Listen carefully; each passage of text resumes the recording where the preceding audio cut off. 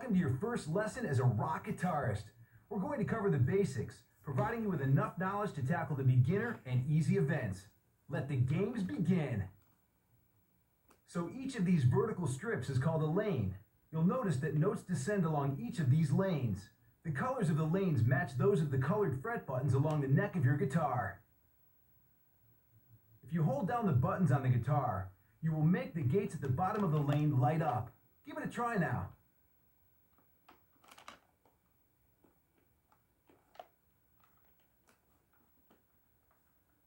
Here is a green note. In order to play this note, you need to do two things. First, you need to hold down the correct lanes button. Then, as the note moves over the gates at the bottom, you need to activate the note by pressing the strum bar up or down with your other hand. A few notes will come down the screen now. Let's see if you can make some noise here.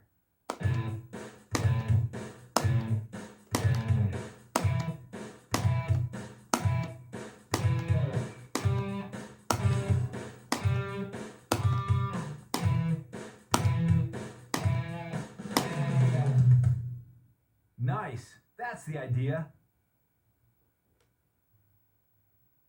This extended note is called a sustain note. These notes only need to be strummed once, but the button should be held down to hold the note for maximum score and maximum rockage.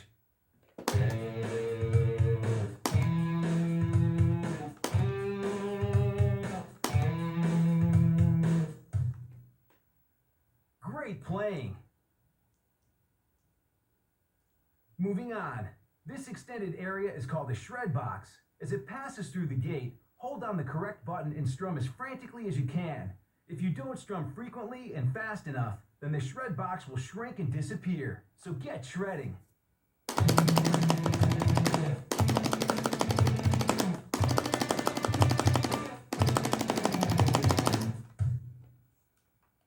Excellent. This is the combo meter. It keeps track of how many notes you successfully hit in a row. Try to keep it together, because if you miss a note, the meter resets to 0.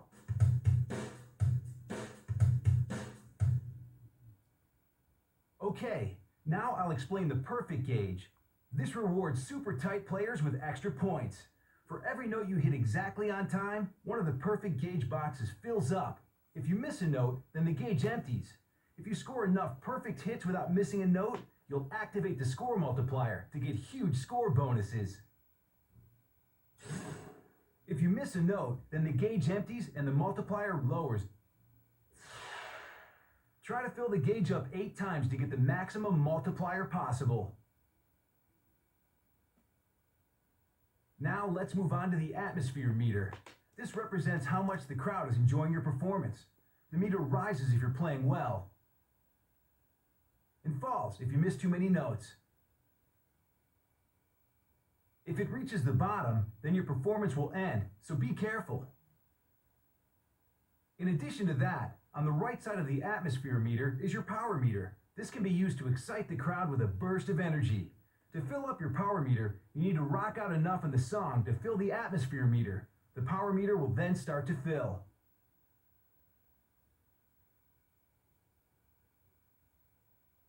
Once full, the power meter can then be used to give a boost to the atmosphere meter.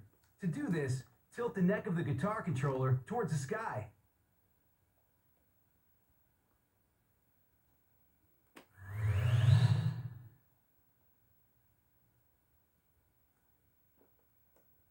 If the atmosphere meter is already filled when the power meter is activated, then the excess energy is converted directly into points. Again, to activate the power meter, tilt the guitar upwards. Try to activate the power meter when your atmosphere meter is full and your multiplier is high to get large point bonuses. That's all for now. Take what you've learned here and try out the real performances.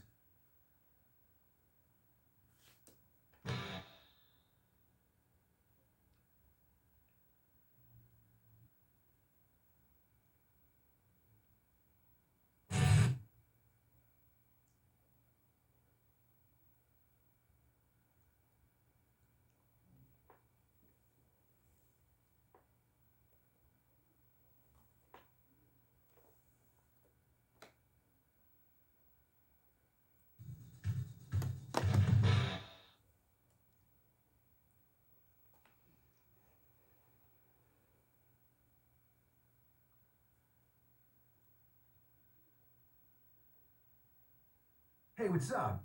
Okay, for this tutorial, we're going to take things further than before.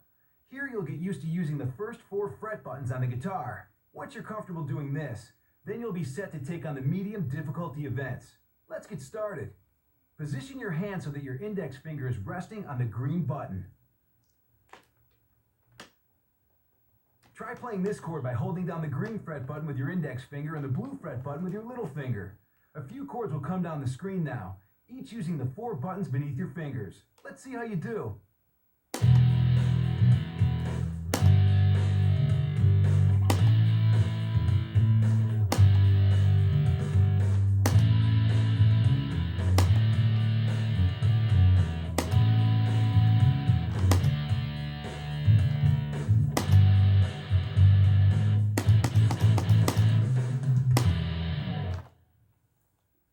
Yeah, that's the idea.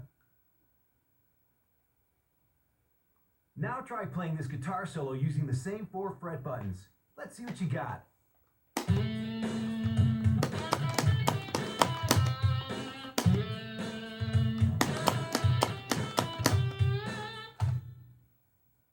Nice playing. That sounded good. Bear in mind that when playing solo notes, you can hold down any of the fret buttons lower on the fretboard. So, on a single red note, you can also have the green button pressed as well as the red button, and when you strum, the correct note will play.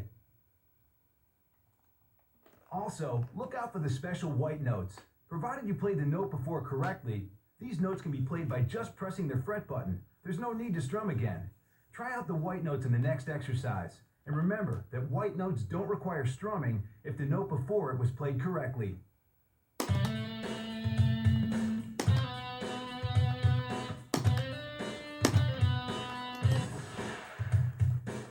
Alright, that's the idea. A hammer-on is when you play a lower note and then press down another finger to hit a white note that's closer to the body of the guitar on the fretboard. It's called a pull-off when you play one note and then lift up a finger to play a white note that requires a fret button that's further away from the guitar body.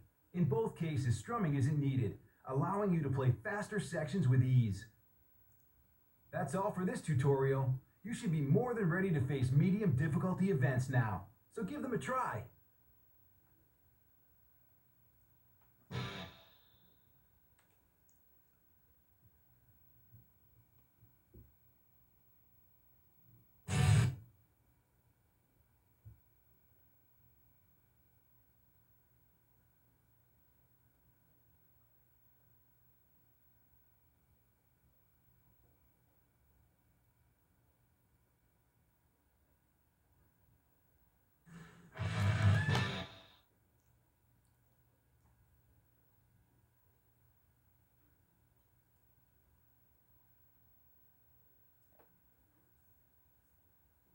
Here we go now. This advanced tutorial will teach you how to play hard and expert events. Up until now, we've only used 4 of the fret buttons, but you've probably noticed there's a 5th fret button we haven't touched yet, the orange fret button. Let's see if you have the chops to make it in the big leagues. Take a look at this. It's a bit of a stretch to reach this when your index finger is on the green fret button, so instead, recenter your hand with your index finger on the red button. With your hand in this position, play the 4 fret buttons beneath your fingers one at a time.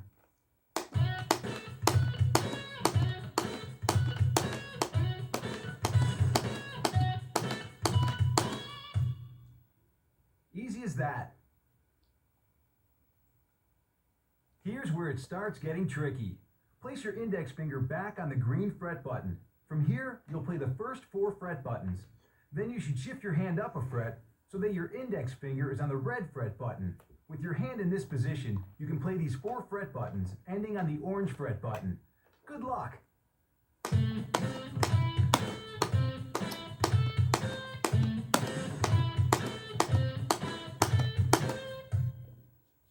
Sounds good. You're getting the hang of this. This technique of moving your hand between 2 positions is vital if you're going to successfully play hard and expert events. Let's try another pattern. This is a little more complicated, but let's see how you do.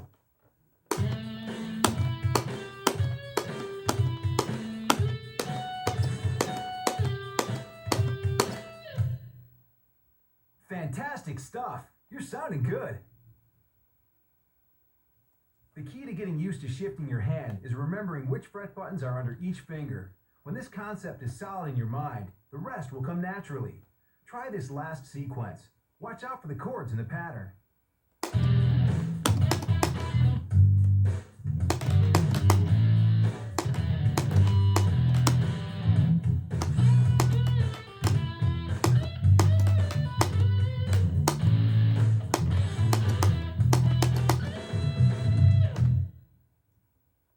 Rock on! You're definitely ready to give those hard and expert events a run. That's all you need to know.